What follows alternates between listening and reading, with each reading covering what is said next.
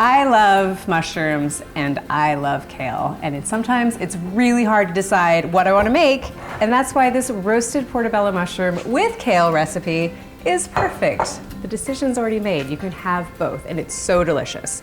So let's get started. I have 4 portobello mushroom caps. What I've done is sort of trimmed off the stem end here. We're gonna add these to a large baking dish. Tuck them in here. Don't worry if they're a little overlappy, they're gonna shrink quite a bit when they roast.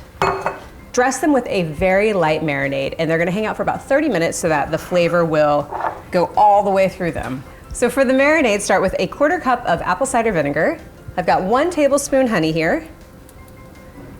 The honey is a really nice foil to the tart acidity of the apple cider vinegar. 2 cloves of garlic, really finely minced. And then season this with good old salt and pepper. Just to round out the flavors, add about a tablespoon of olive oil. All right, I think I can actually stir this together here. Okay, and then just whisk this together until it is smooth. Garlicky vinegar, so good. That is a lot of what I grew up eating in my half Filipino household. Pour it over the top, like so. Coat this with the marinade, and this is gonna hang out at room temperature for about half an hour. In about 15 minutes, I'll flip them over so that both sides get nicely coated. So do a little swapperoo. So for the kale, we've already started some slicing here. We start with about a bunch of kale. I'm using curly here. You could also use the Tuscan kale. Just remove the tough woody stems off the kale.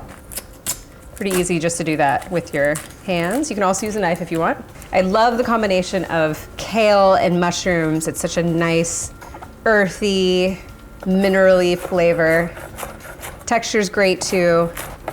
I really love using mushrooms because it's a great way to get a plant-based meal that still feels really satisfying and rich.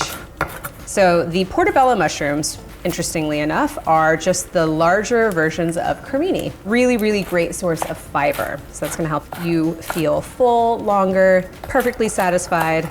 Plus they have that wonderful, wonderful flavor.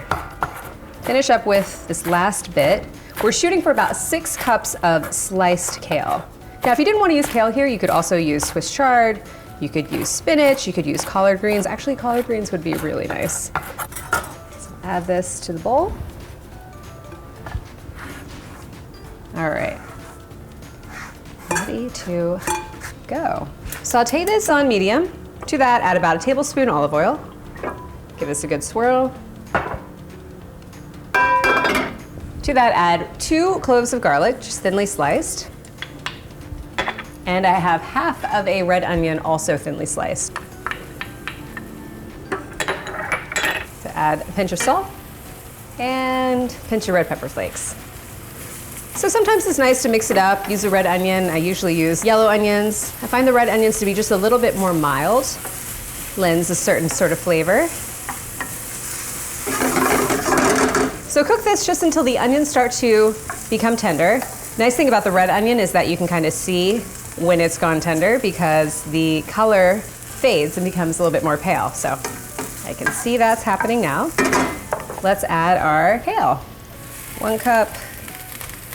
2 cups, 3 cups, 4 cups, 5 cups, 6 cups, and we got a little extra, might as well.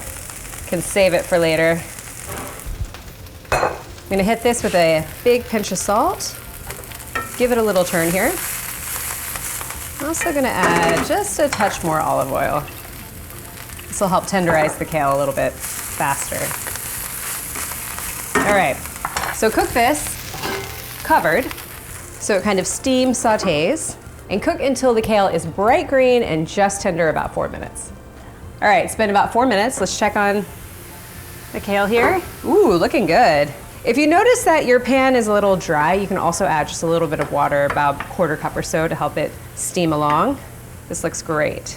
Nice and bright and vibrant. Okay, so we'll set this to the side. We're gonna wait for the mushrooms to finish marinating and then we'll roast. All right, it's been half an hour. I flip these guys so that the tops and the bottoms have the marinade opportunity. So now let's roast. 400 degrees for about 30 minutes or so until they're tender and golden.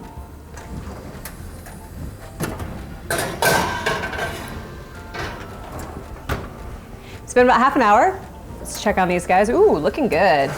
So I've already flipped them once while they were baking so that they bake nice and evenly. I'm just gonna flip them over again. Oh man, so good. Okay, so let's get plating here. Oh, this is so gorgeous. Doesn't this just look wonderful? It's caramelized, roasty goodness. So to that, add good helping of kale. So nice. So this makes a really, really satisfying lunch, dinner. If you wanted to jazz it up a little bit, you could slice the mushroom, throw all this in a bowl of quinoa. You could also sandwich the whole thing in a bun and have a little mushroom kale burger. So many options, but we're gonna just try it at this point. I'm gonna add a few more red pepper flakes. Give it a little slice. Make sure I get some kale too. You can really smell that apple cider vinegar. Give it a try. Mmm, so delicious, totally satisfying. Enjoy.